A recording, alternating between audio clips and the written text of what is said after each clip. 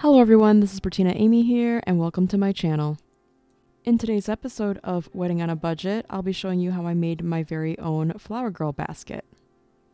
So I had this really old basket that I'd been carrying around with me for every single move I'd been through, and I decided to give it a bigger purpose by stripping it down and starting from scratch to embellish it with fabrics to make it look more wedding-like.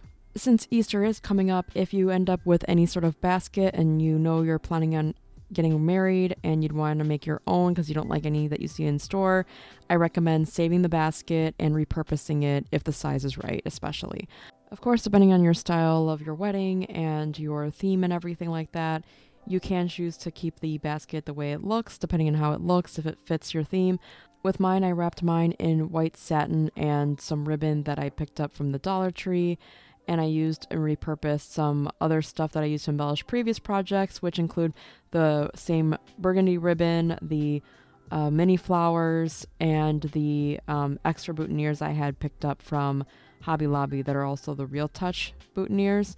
And it is so worth it, and I really like the way it turned out. For a free printable on this project, please check out the description box below.